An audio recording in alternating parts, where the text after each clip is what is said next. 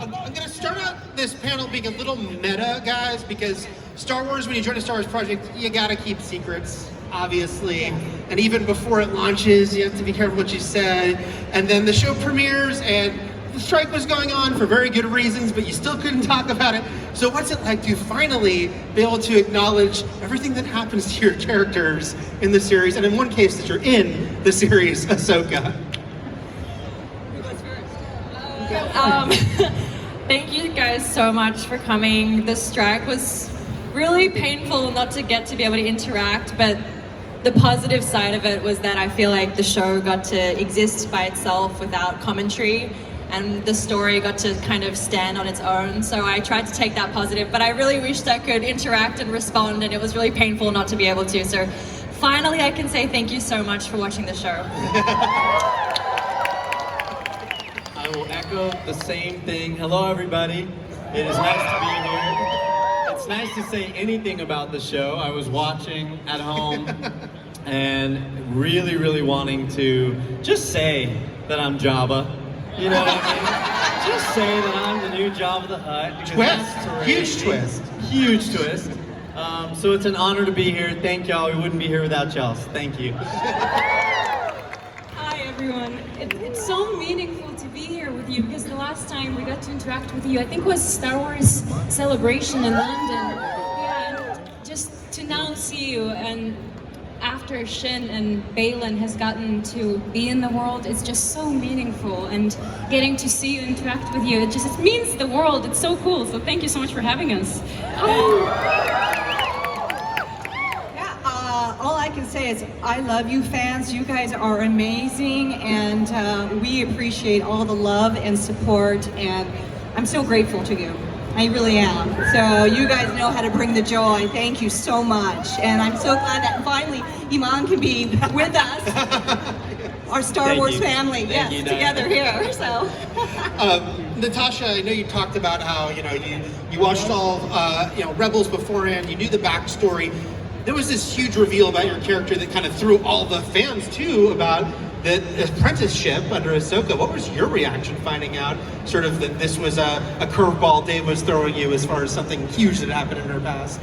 Yeah, I mean, I was learning about the character's background as the show was happening too, because there was all these little breadcrumbs that were left by other characters saying things. And I mean, it's, Sabine makes a lot of bad decisions in the show. I think we can all agree. But I really just loved her journey because it's not perfect, and I think that her story makes her more interesting because there's moments where it's really hard to love her, and that's really interesting to me. So I loved playing her for that reason. I think a lot of people do love Sabine though. Iman, what was your sort of prep like?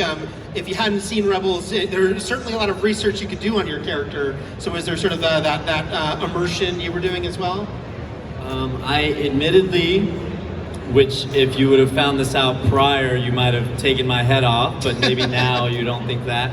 I didn't watch all of Rebels. I didn't want to get too caught up in the younger version of Ezra. I felt very connected to an older version, the way he was written. And I watched the episodes where he had scenes very intimately with like Sabine and the Spectre crew and Ahsoka in particular. And just to understand that dynamic, obviously the hologram, the final message.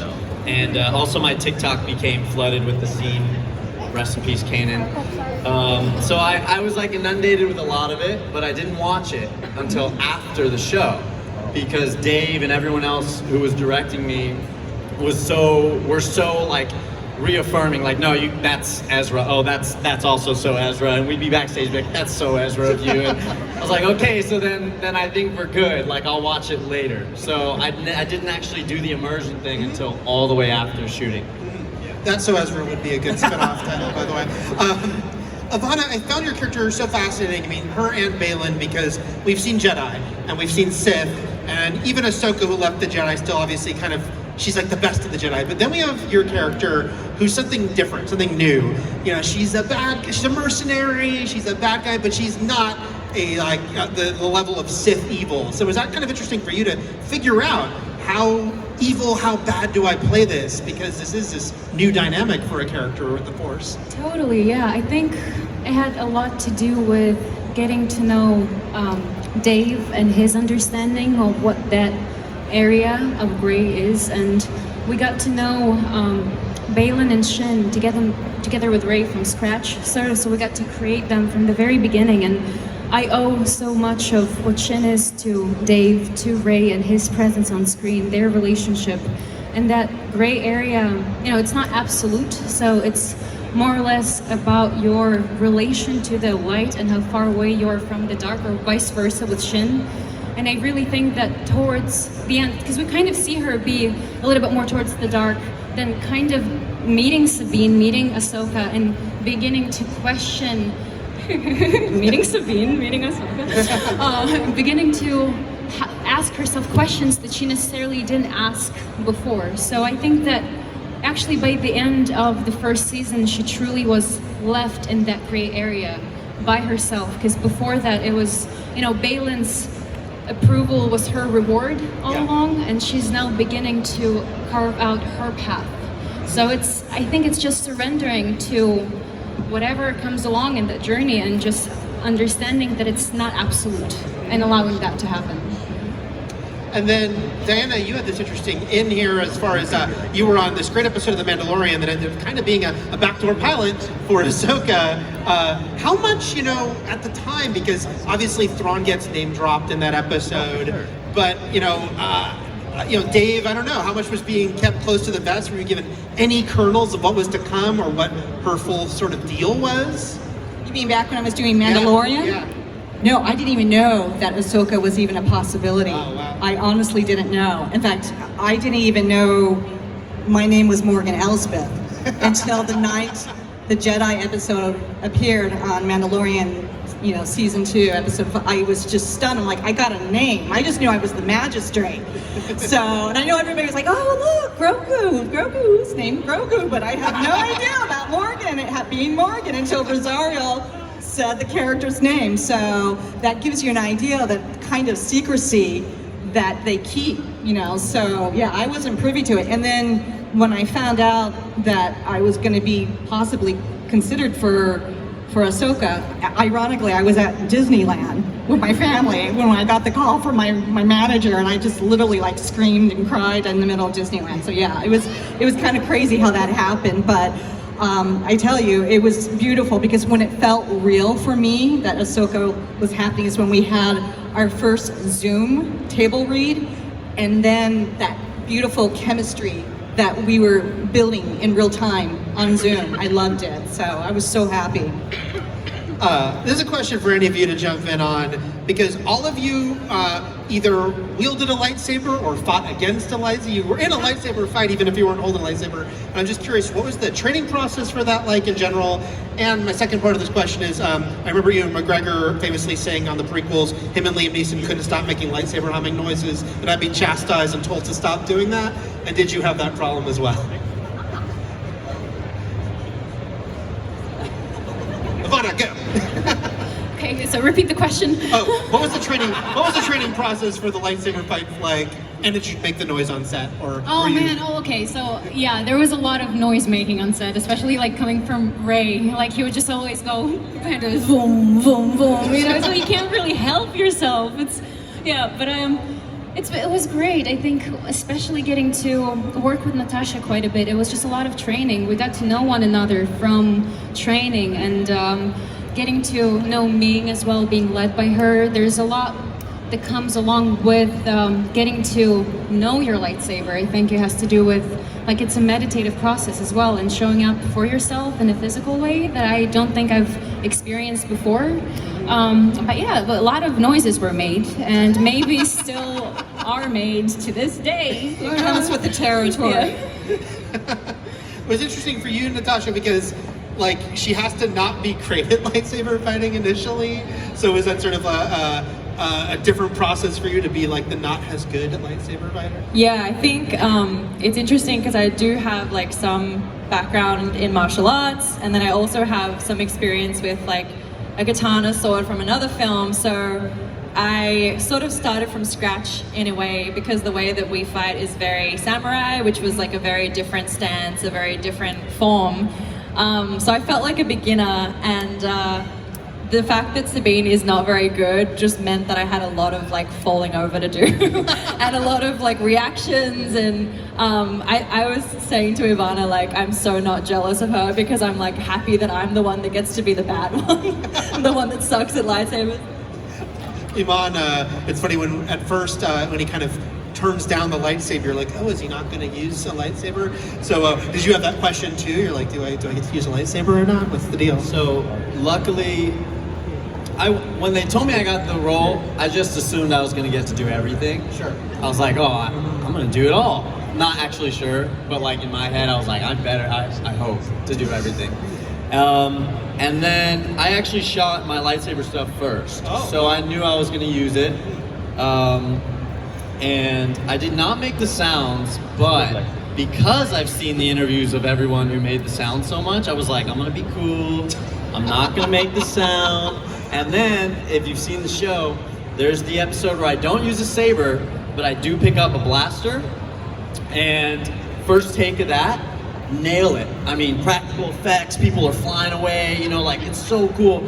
And right away, I'm like, oh my God, that was really good. And they're like, we're gonna do it again. I'm like, oh, what for? Sound, camera, whatever. They're like, you were making the blaster sound with your mouth. I was like, oh my God, I wasn't prepared not to make the blaster sound, because then they show me, they were like, pew, pew, pew, pew. Sure, dude. So I was like, imagine the intensity of that scene, but I'm like, pew, pew, pew, pew, pew. Actually, like, one of the reasons for that is because there's no like recoil. No with recoil. weapons in Star Wars. So instead of like if you're pretending and there's no pushback. So you often make sounds because you almost need to tell yourself when you're shooting. You just shot. You Because just shot. yeah, so I was doing that too. Anyway.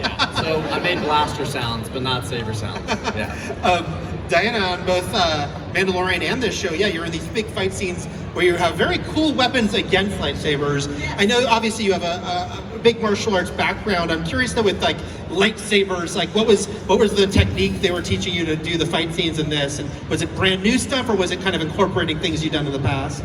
Well, I have to give kudos for Ahsoka Min-Kyu, who was our fight choreographer, and she is amazing. She was the one that was really the backbone behind all the fight scenes for Ahsoka specifically. And you know, my younger years, I used to be a stunt woman. And before that, you know, through my father, Dan Inosanto, I luckily was always introduced to many different martial arts styles and systems. So it was interesting. So like Mandalorian, I could kind of pull in my Filipino martial arts roots, my Thai boxing roots and all that. But it was great working with Ming, because it was really, I had to channel my wushu roots, you know, and it was good. And she created completely this amazing system for the Talzin blade to go up against the lightsaber.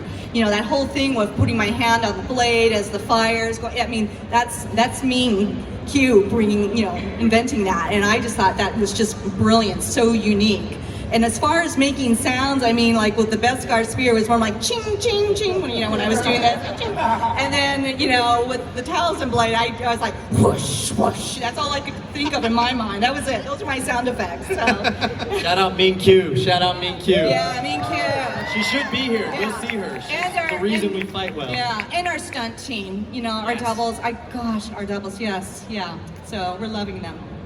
Natasha and Eman, you know, there's obviously the scene when these two characters are finally reunited after so long. I love that scene, and I loved how there is this sort of tentative nature to it. And I know some people thought, oh, they should have like run to each other and hug, but I like that it was like a little awkward. Did you guys discuss, how do we play this? This is obviously a huge deal in Star Wars lore, but also these characters, how would they react to each other? It was funny because on the day we sort of discussed it and we were like, what does feel right? Like, it's almost like such an epic moment, you want to like cry and run to the person, but then at the end of the day you just have to do what's comes out naturally as Sabine and Ezra, and they're just old friends who would be like, hey, I casually gave up the galaxy to find you, but hey, like, Me, no you know, questions like, no big asked. This what's up, dude? Thanks for finding me. You know, it was very organic. it was very like Star Wars in that casual nature of something that should be so much more serious, I think. Right. Yeah, exactly. Yeah. That was great. And then Diana and Ivanna, your characters, it was such an interesting thing where it's like, along with Rey's character, the three are working together, but it's not like they're all on the same, agenda or belief system. And there's definitely some tension with your two characters. Is there any sort of underlying respect there, or is it just like, we're working together because we have to work together, and we'll just see this job through? It's so interesting because we had a saying, the bond of the baddies. And so we were very close on the set. So it's interesting actually how the editing was. I was actually more fascinated by the editing choices, you know? But I think for me, I just felt like my character had a job to do, and, you know, she was gonna fall in order, and Baylan was my right-hand man, and she was there to do what she has to do. But it's kind of funny because behind the scenes, we were just so close. So it is interesting how it came to be on the screen, you know? I don't know, With all that being said, and with all the deep love that I have for you and our bond of the Bettys, speaking from the Shin side, there's something fishy about Morgan. It's just, you know, she has a little bit of a beef with the witches, I think. You know, I think because it's quite unknown for Shin who Morgan is and her intention, for lack of a better term, there's something like unorthodox in Morgan and how she chooses to interact with the Force. So I think, if anything, it's just Morgan is unfamiliar for Shin, and she doesn't quite know how to understand her, you know. Yeah, I think that's a great way to put it, you know. Just, there's, even for me, when I'm seeing this, like, there really is, the way they're putting this, a lot of mystery behind Morgan. But I do love the scene, like, you're a witch? And I'm like, I just love the way that came out, you know. I think it has to do with whatever story Baylan has told Shin, you know, because I think the knowledge that she carries regarding witches is what Baylan has, the knowledge that Baylan has shared with her. So Yeah. So this is another question for anyone to jump in on, because I've had the pleasure of interviewing Mr. Dave Filoni several times, going back to the Clone Wars days, and he doesn't take a lot to get him talking about like deep Star Wars lore. He's a little busier these days, but I am curious if you had like a question for him, if you're like asking some little details, did it ever turn into some of those like, oh, we're getting some deep dives here? Natasha, it seems like. Of course it did. Every day it did. I looked to Tash because when I first came onto set, they had been shooting for a while. Yeah. And she was like, "Oh, like has Dave come up and hung out with you yet?" I go, "Oh yeah, like everyone a little bit." She goes, "Did he do the thing?" I'm like, "Oh, like what thing?" He's like, "Did he, go straight into an hour of Star Wars with you?" I was like, "For sure, that's Dave's thing." Like you just sort of sit there and soak it up, and you're like, "All right, dude, didn't know half of that." Thank He's you, just Dave. this walking encyclopedia. Yeah, and then he just floats away, makes some joke, and he just floats away. You're Like like, levitates to the next set. And does you're it like, again somewhere else. Bye, Dave. Does it again somewhere else. Doesn't miss a beat at all. If he came in and quizzed you, would you be able to retain everything that he asked you about?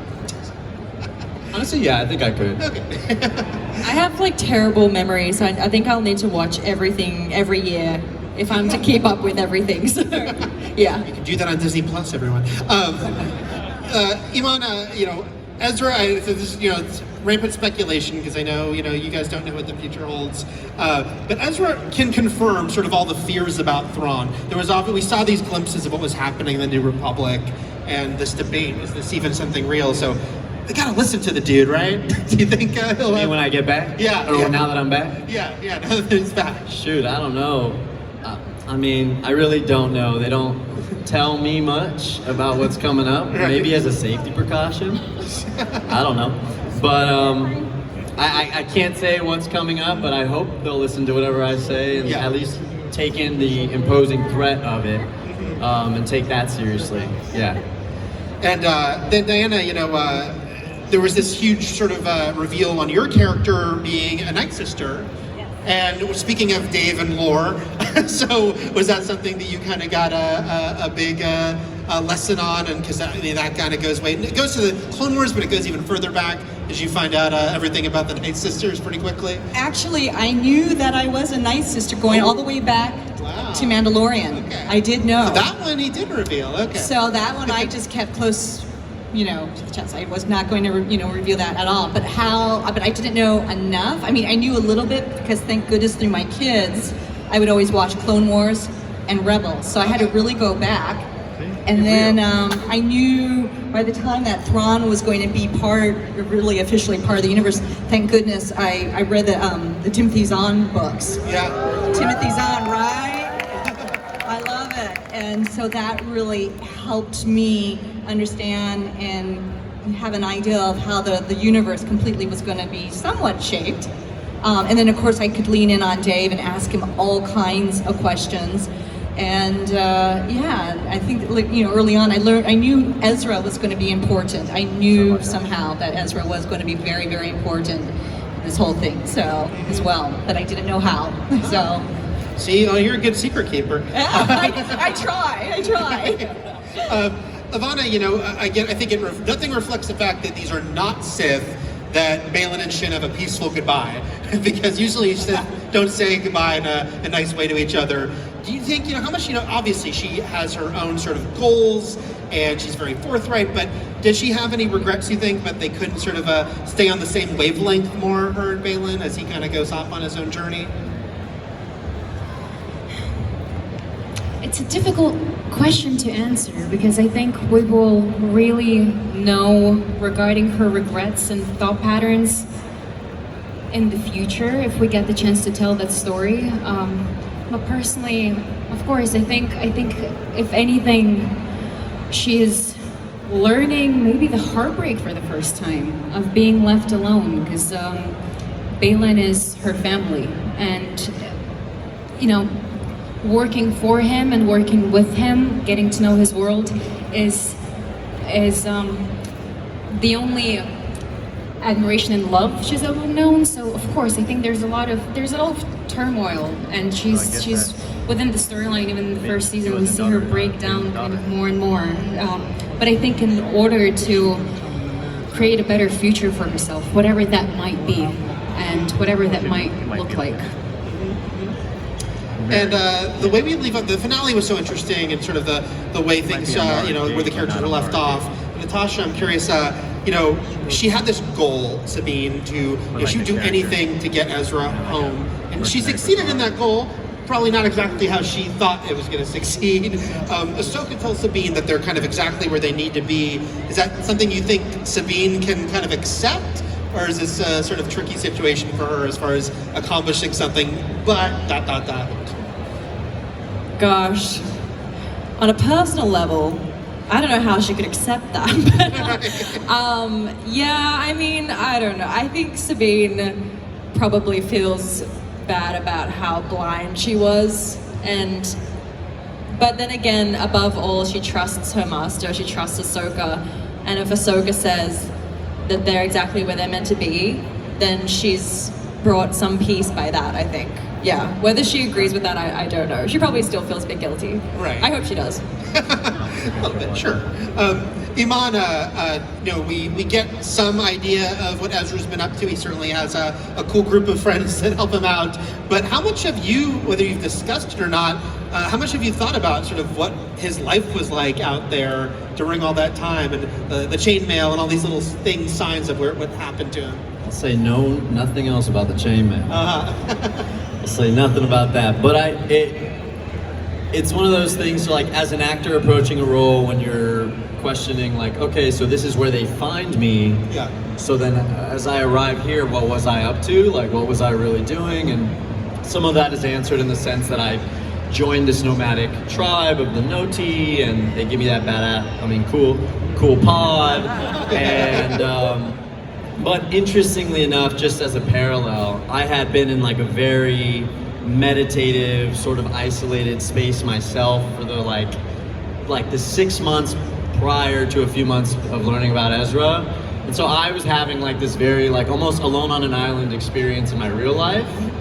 and just like meditating, grounding, all that stuff. And then I come into this character and they're like, yeah, you've been stranded on this planet with this peaceful nomadic tribe, and I'm like, well, that just sounds like me hanging with my homies, you know what I mean? Like, I think I've been doing that, you know, I can relate to that pretty easily. So I didn't. And the theories about what you and the Nodi were getting up to on your own, which was hilarious. Hanging. We would like make jokes that they would have like a show every week where they would like force him to do the Force, and they'd be like, Ezra. And I'd be like carrying a bunch of I'll stuff. move a Like, rock. Yeah, great. And they're like, oh my god. my friends had a theory that I was around fire with like rapping with them. I was And gonna I was say getting the musical Nodi and having theater. concerts with the Nodi. Like, you guys are gonna listen to this. They don't even know what I'm saying. They're like, so maybe those. That's so Ezra. There you go. Diana, we sadly said goodbye to Morgan, but look, there's some weird stuff going on here. The witches, Death Rising. Should we count her out for good? Do you think? I have no idea. I have no idea. So we'll just, I don't know. We'll have to wait and see. But it was quite a moment, wasn't it? It was. Were you forewarned about your death, or did you find out? Say that again? Were you warned about your death ahead of time, or did you see in the script? No, to me, it's just part of the storytelling process, you know? And so I knew early on that this was going to be the process, you know, and I was fine with it. One thing I did want is that her weapon would be used against her. That I made a request, and they worked that in. So the Talisman Blade would be part of the process of her last breath.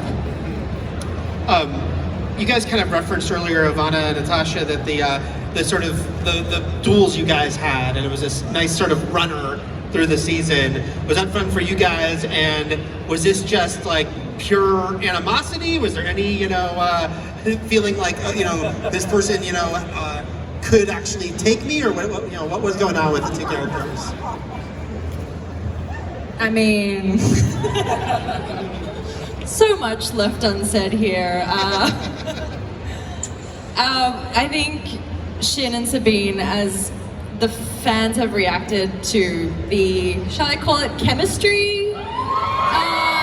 It's a good word. It's a good word. Yeah, and we felt it filming. We were like, these characters have this crazy magnetic connection to each other, and sometimes, not in the best way. But it was really special, and we felt it on set, and it was just something that, like, Dave, I don't even think he's aware of what he's created. I know, he was aware. I think he was aware on set. He would just look at us and go, We're like, Dave, do you see what you're writing? And he's like, what are you talking about? You're writing, Dave. No, I mean, I think that they're like such great opponents, and for so many reasons, and it's interesting because it isn't that feeling of like good versus evil or anything like predictable like that. Sabine's got some darkness in her, and Shin has some other interesting elements in her too. I think there's a lot for them to learn from one another, truly. Yeah, it's a good combo, I think. I hope people are sending Dave the fan edits. We're going to start taking questions from the audience in a minute. But first, I just wanted to ask you guys, an important part of joining the Star Wars universe is getting a toy of yourself. And just what's it been like seeing the action figures start to pop up, and how surreal is that? It's extremely surreal, and I think my kids now finally think I'm a little cool, just a little bit, So yeah, it's really quite an honor, and I love it. I love it with all of it. I just love it, So I'm having a blast. It really is. It's fun. Do you have your toy out on a shelf, Ivanna? I might, yes, I might have a toy. It's just, you do it for the kid within you, and also for the kids around you, like my niece. It's really exciting. It just means a lot. We get to tell stories that we really care about, and then we just get to witness the characters come to life in different forms. So of course and more than that, it's been so meaningful to see the fan art. It's been so I was going to say that the fan art, Yeah. oh my gosh, the fan art out there is Yeah. incredible. And seeing people just taking their time and also interact with those characters and give them like an additional layer to life and existence. Yeah, it's just really cool. It really is. It means a lot. Yeah. Not to make it all about race, but I am biracial. I'm half Persian, half Ecuadorian. And I grew up watching anime, cartoons, Dragon Ball Z, Power Rangers, everything. And there's no action figures that I had that looked like me. So seeing that, at first it was like, oh, that's nifty, you know, that's so weird and cool. And then as I got to see it again and again and again, and kids brought it up, like you were saying, I was like, oh, that's like not just cool. This is like for a generation of kids who have parents who are not from this country, or just they are of a different race, to see yourself represented in a toy, and not just a toy, an action figure, like a hero. That for me has been like one of the most special things I've ever been a part of. So.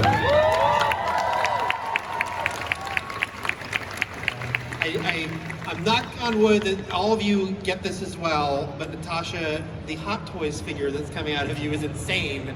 Is that just like, what is this dark magic when you see a picture? I got tagged in a photo and I just thought it was a picture of me, and I was like, when was that? And then I swiped and it was in the box. I was like, oh wow.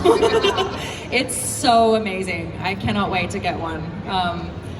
I didn't think I would necessarily want one, but now I've seen it, I'm like, no, it's very cool. It's very cool. I think that's very fair. Let's start taking some questions from folks here. We got a Star Wars hat, so I'll start with him right there. My questions for all of you. In the future, what character do you want to see your character interact with? What character would you like to see your character interact with? Bo-Katan.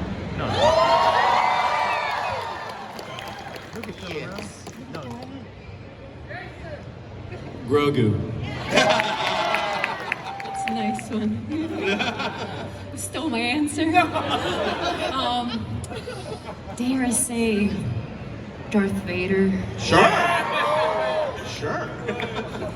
Okay, see, well, Morgan's gone now, but I did say something like, did Morgan, would she have ever interacted with Darth Vader? So yeah, I was for Darth Vader too as well. Yeah. No shame in that. Very understandable. Let's see. Go right here. The jacket right there. My question's for Ivanna. Ever since the trailers dropped for the show, the epic intrigue of your character kind of like mystified the fandom. Knowing that you have an orange lightsaber, do you have any trajectory that you would like to see your character go in the future based upon that? Or do you have an idea where if you could kind of write your own script for the future of your character, I'm what so would that sorry. look like? Just speak up a little bit louder. Sorry. Knowing that you've got an orange lightsaber and how we saw your character end at the end of the show, if you could write the script, the trajectory for your character, what would that look like? It's a really good question, and I think it's a question that I can't necessarily answer, because we've got Dave Filoni at the wheel, and I trust him wholeheartedly, and I will honor the path that he chooses for Shin. And it's such an honor to be led by him, so I will follow the great Dave Filoni and his choice. In Dave we trust. Next, gray shirt right there. Water bottle. This question is for the whole panel. Which character, not which character, but do you guys see yourself interacting with Luke Skywalker during this time? Because he's around.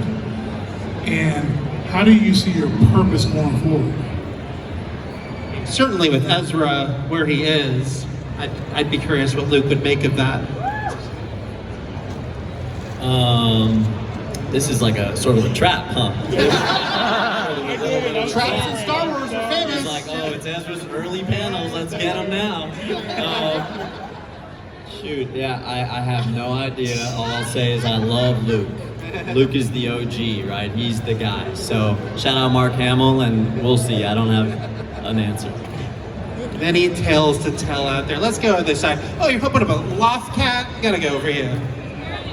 Hi, so my question is for Ivanna and Natasha. So as you guys have mentioned earlier, the chemistry between Shin and Sabine are quite intense. And now that they're both stranded on Peridia, do you guys ever see like a kind of a team up or working together? Because I mean, even though Shin didn't want to, but I don't know, like if push comes to shove, But yeah, thank you.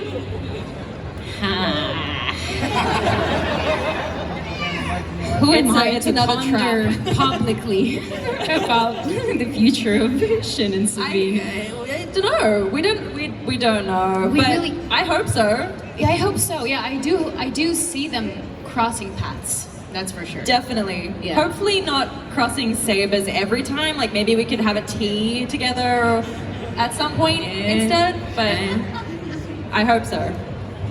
Her holding the Loft Cat reminds me, are you happy that Dave finally said Sabine's Loft Cat is okay in an interview recently? That was a big Yes. concern.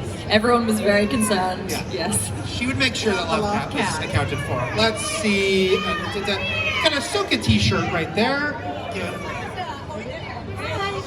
So now that we mentioned the Loft Cat, after watching the series, was there any Star Wars creature that you could say it's your favorite, or when you were recording, that really captured your attention?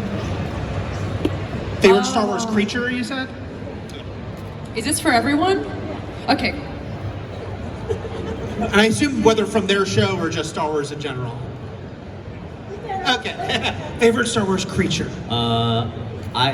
I'm biased. I really love the Noti, and they're amazing on set, and they were being puppeteered by incredible people, and they were making the sounds too. They were like, so they were like walking them around. So just like that was one of my first earlier scenes on set, and I come on set and Tash is like sitting by a campfire with them, and she's like, hey, work, work.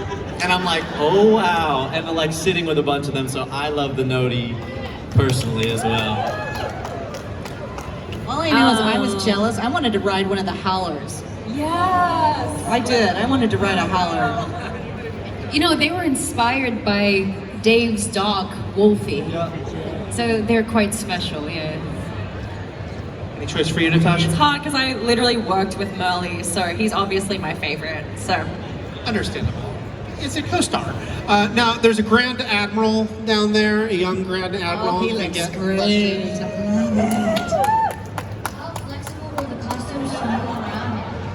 How flexible were the costumes to move around in? Or vice versa, were they flexible to move around in? I know my costume, there was no way I could have bad posture. I'll tell you that. That whole, yeah. And that was the beauty of Shauna. She made these amazing costumes. So God rest her, bless her soul, man. But yeah. Yeah, it's a really good question. Thank you so much for asking. We have a really great costume department, and the head of costume, Shauna, is incredibly talented, and there's so much story being told just through the material that she uses. I'm sure that you can share your experience with the way that she has put Sabine's costume together. So I think the entire costume department did everything they could in order to make us comfortable. Our costume wardrobe people were so incredible. They really were. I just have to say I love the visual, like it's like cloning his occurred with Grand Admiral Thrawn over there. Puts me on edge, that. Of course, we love that. Traumatized. Your costume looked pretty comfy. I am very lucky. My costume was like a robe, like a bathrobe. I could move around in that thing like nothing, like butter. But the Lethal costume, the younger Ezra costume, could not step more than 2 inches. So, but I only had to, I was very free. I was very lucky. Yeah. I have to thank all the Mandalorians that came before me, because every time they did the costume, it got more comfortable and more stretchy.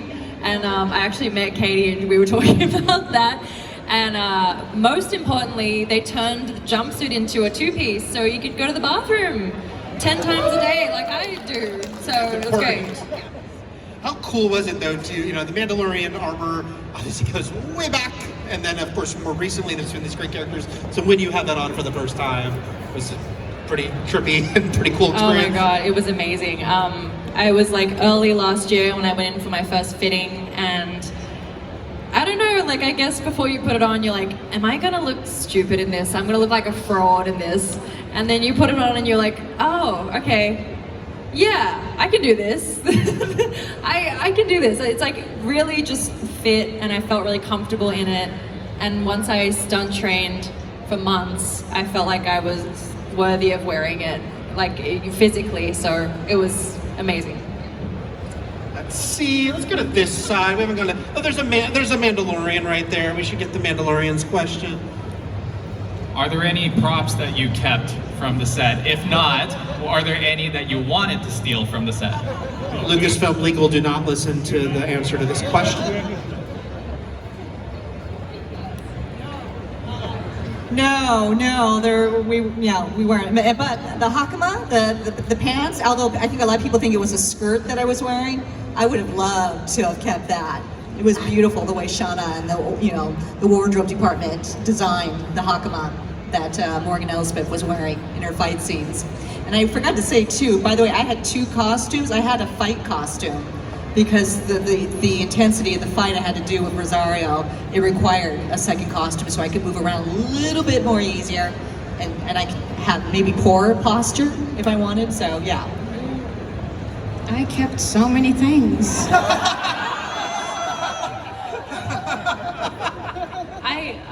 I believe I have my Shin's first skirt when we were just trying different versions of it on. I have a little leaf from the forest that I got where we fought.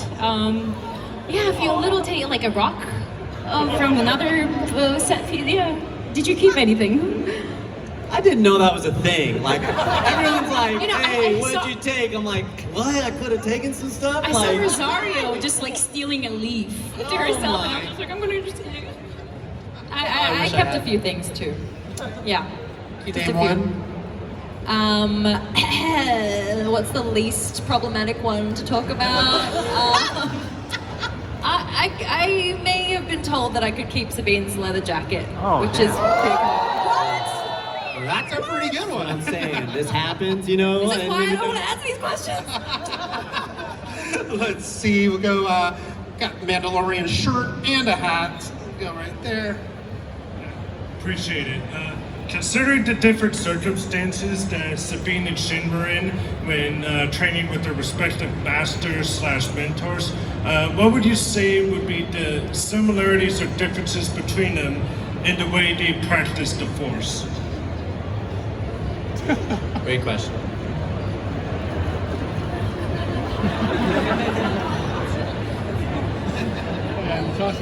I think Shin's a little better at the Force than me. No, I think that Sabine is still obviously in a very early stage of using the Force, and a lot of that is the continued need for her and Ahsoka to reach their zen or their peace. And the Force to me is a metaphor for other things in your life clicking into space, like your mental space, your heart space. So Sabine is really struggling a lot more with that, and Shin doesn't seem to be as much.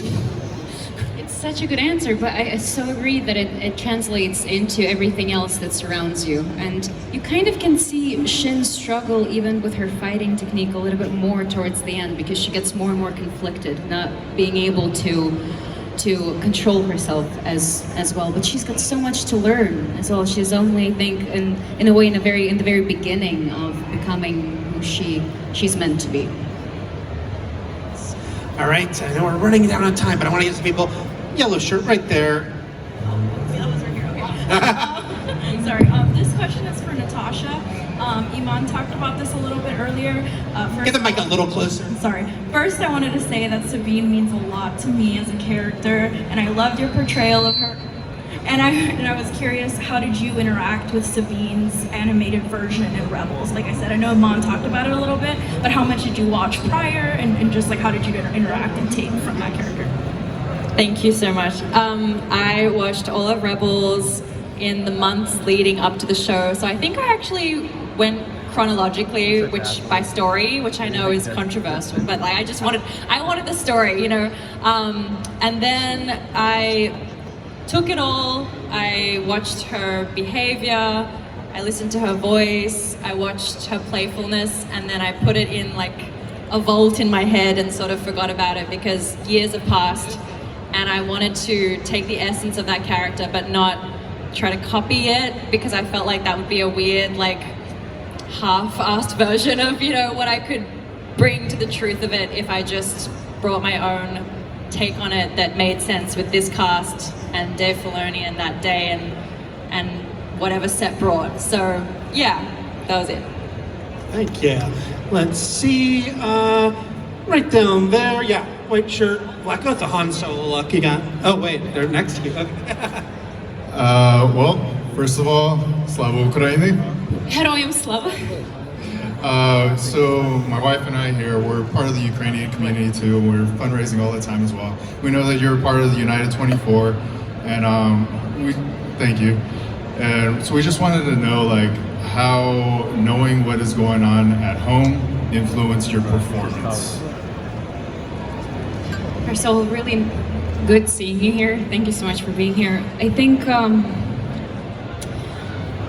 I definitely was influenced because the full-scale invasion began as we were getting ready to prep for the show, and throughout the process of filming, I felt really held by our crew. Like I would see them just wear t-shirts in support of Ukraine, even without knowing if they would see me on set or not. And that really, there were certain moments when it was really difficult, like finding out news about your friends passing away or being killed and having to go and be in the scene. So if I'm honest, it wasn't easy, but the experience of working with these people made it as smooth as possible, because you just feel held and you feel like you've got people that care about you and care about where you come from.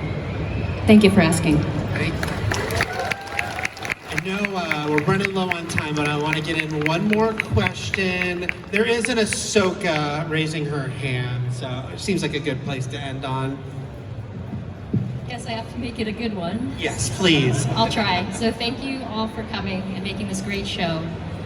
What scene, either from Ahsoka or Rebels, do you think captures the essence of your characters?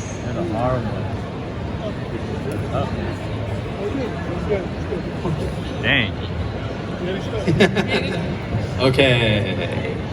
For me, in Ahsoka, Rebels is like Ezra's all over that, you know. But in Ahsoka, I felt like the moment as a spectator that cemented it for me was when Sabine was trying to give him the lightsaber, and he's like, no, I'm good, and he has that whole fight, and then Ivanna and her crew are about to take us in and fire on all of us, and Ezra's like, whoa, hey, we can talk, or you can take us as prisoners. That part for me, even doing it on set, I was like, wow, this guy is hilarious. You know, this Ezra guy, not me, but like the lines, you know? And so I was like, okay, this guy, this is how he is. In the heart of battle, he's gonna make this silly comment. That's so Ezra. That's how I felt. Wow, that is a catchphrase, huh? We're gonna make it happen. Yeah, I think for myself, because Morgan is still such a new character to the universe, yet she comes from a legacy of Night Sisters. It was, honestly, it was episode 6, you know, when she meets the Great Mothers. And, you know, hopefully that conveyed to the audience her journey and that she could communicate through the Force, through visions with the Great Mothers. And then, of course, you know, the moment she sees Thrawn. So that episode 6, I felt, really captured the essence of really who Morgan was about and what her goals were about, you know. And then, of course, the end, I should say, as an honorable mention, the end where she says for Dathomir, because then we understood what the bigger game was for her, you know. Ivanna? I'm sitting thinking, trying to pick the one. I think what captures the character truly is the scenes that she gets to share with Balin one-on-one and get to speak of their lives and ask the questions that she about life that she wonders. But I also think, to be honest, is the very end, her being on top of the hill and raising her lightsaber. Oh, I love that. Captures her essence in many ways. So that will be the answer. It's so hard because Sabine went on such a journey from start to finish with herself, and so I feel like she changed. So I don't know if there's one scene that captures her essence, but I do think in the finale, like right at the end where we're looking up at Anakin, I do think that there's an air of like, she's made all her mistakes, she's vented all of her frustrations, she's come around and she's ready to respect Ahsoka and really try to be the person that she knows she can be. So there's something in the magic, like the magic of that air, that scene, that night, that I love. I'm not sure if it's her essence, but I just love that that's like her looking into the future and moving past all of the struggle. Yeah. Well, guys, thank you all for being here, and thank the panelists for being here to discuss Ahsoka.